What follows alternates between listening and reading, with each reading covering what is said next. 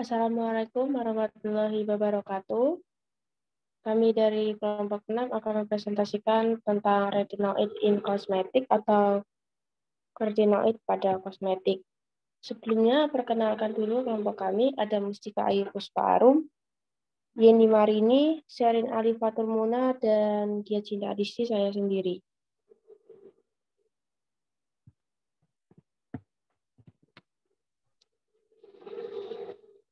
Yang pertama, bab 1, ada pendahuluan retinoid. Pentingnya retinol vitamin A ditemukan selama Perang Dunia I, dan penelitian selanjutnya menunjukkan bahwa kekurangannya menimbulkan serosis dan hiperkeratosis folikel. Proyek obat retinoid diluncurkan pada tahun 1968 untuk mesintesis senyawa yang mirip dengan vitamin A dengan manipulasi kimia molekulnya untuk meningkatkan kemanjuran dan keamanan klinis. Penggunaan zat ini dalam terapi sudah ada sejak 3000 tahun yang lalu di Mesir kuno, di mana hati digunakan untuk mengobati kebutaan malam yang endemik. Sejarah modern retinoid bagaimanapun dimulai pada tahun 1909 ketika faktor dalam kelangsungan hidup embrio dalam ekstrak lemak kuning telur yang disebut vitamin A ditemukan. Retinoid akhirnya diperkenalkan ke dalam pengobatan retinoid dalam pengobatan dermatosis, penuaan kulit termasuk wotagging lebih dari 2 dekade lalu menurut Ramos E. Silva et al. 2001. Keluarga retinoid terdiri dari vitamin A, retinol, dan turunan alaminya seperti retinaldehid, asam retinoat, dan ester etil, serta sejumlah besar turunan sintetik menurut Ateli et al. 2004. Retinol adalah molekul 20 karbo yang terdiri dari cincin siklorhestil rantai samping dengan 4 ikatan rangkap, semua dalam konfigurasi trans, dan gugus akhir alkohol, oleh karena itu dinamakan altrans retinol. Oksidasi gugus akhir alkohol dalam retinol menghasilkan pembentukan aldehid atau altrans retinaldehid atau retinal, yang dapat dioksidasi lebih lanjut menjadi asam karboksilat atau altrans retinoik asid atau tretionin. Vitamin A tidak dapat disintesis oleh tubuh karenanya perlu dipasok ke tubuh. Secara alami ia hadir sebagai ester retinil dan beta-karoten.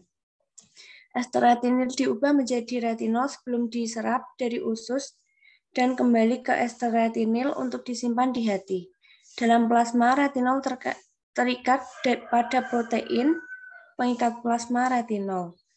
Retinol dimetabolisme menjadi 4 produk penting, yaitu ester retinil, asam retinoat altrans, 14-hidroksi-4, 14 retroretinol, dan altrans 3, 4 dihidretinol, dan esternya.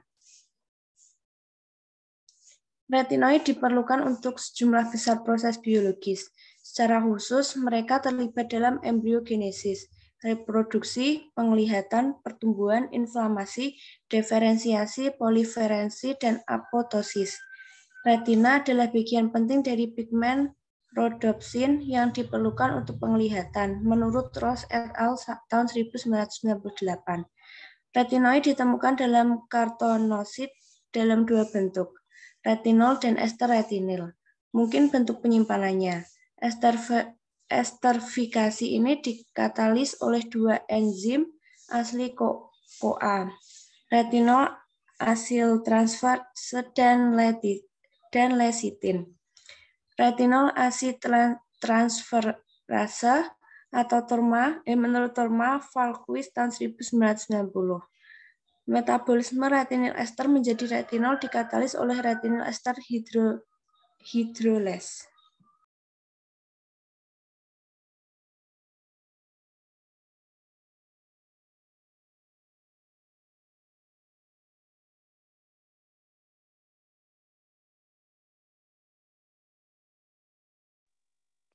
Retinoid pada kosmetik.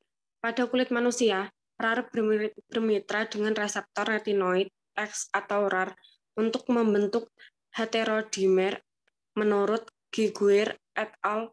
1987.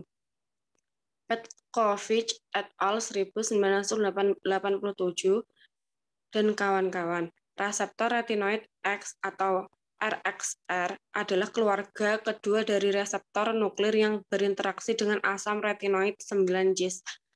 Baik RAR maupun RXR hadir di kulit normal yang menyediakan mesin yang diperlukan untuk proses perbaikan retinoid pada kulit yang rusak akibat sinar matahari. Step RAR Y menyumbang hampir 90% dari RAR di epidermis manusia.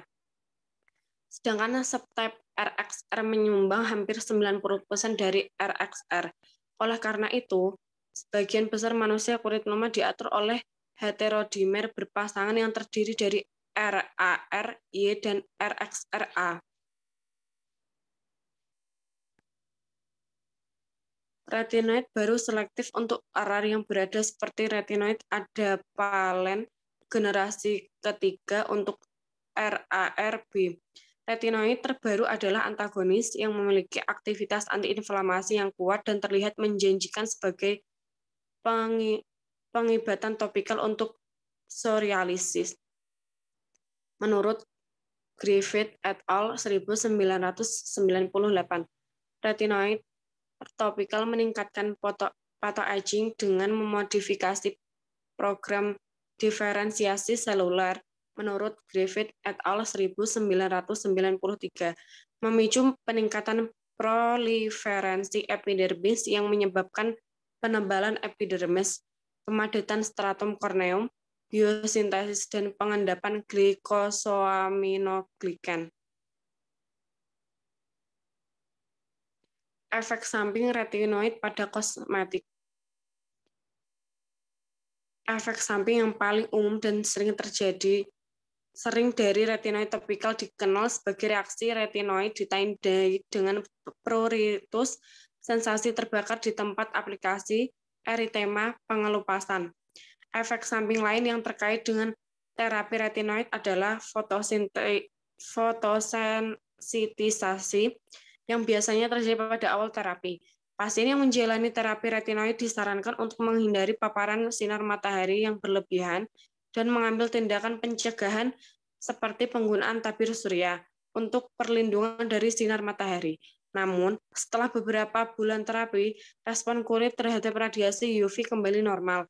Dalam kasus tertentu, konjungtivitis iritan juga telah dilaporkan ketika retinoid diterapkan dengan dekat-dekat dengan mata, menurut Tora 1996.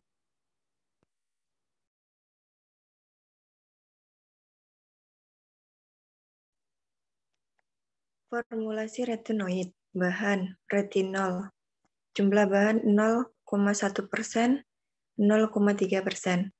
Emolien, jumlah bahan 0,5%, hidroquinon 4%, asam glikolat 8%, hidrokortikosteroid 1%, idometasin 3%, vitamin C 3,5%, retildehida 0,05%, asam retinoat 0,05%, alitretinoin topikal 0,1%, dan tazarotene 0,01%, 0,05%, dan 0,025%.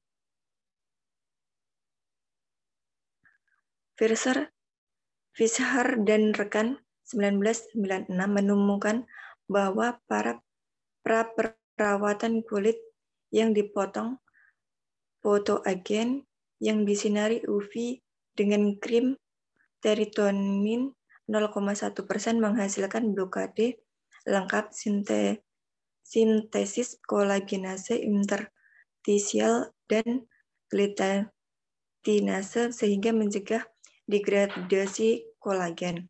Setelah itu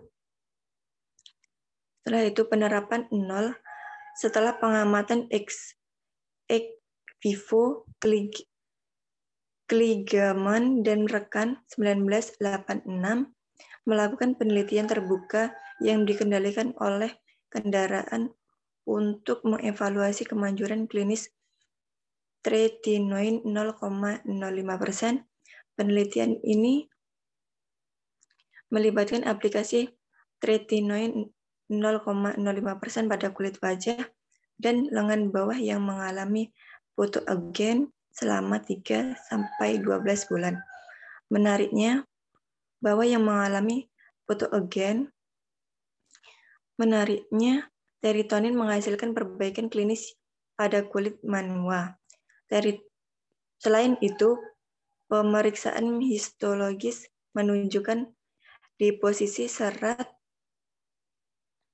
retikulin dan pembentukan kolagen dermal baru tipe 1 dan 3, disertai dengan angiogenesis pada dermis papiler. Hasil mengembirakan yang diperoleh dari penelitian ini mendorong para peneliti untuk melakukan sejumlah besar uji klinis untuk mengonfirmasi kemajuan klinis tretinoin dalam pengobatan photoagen.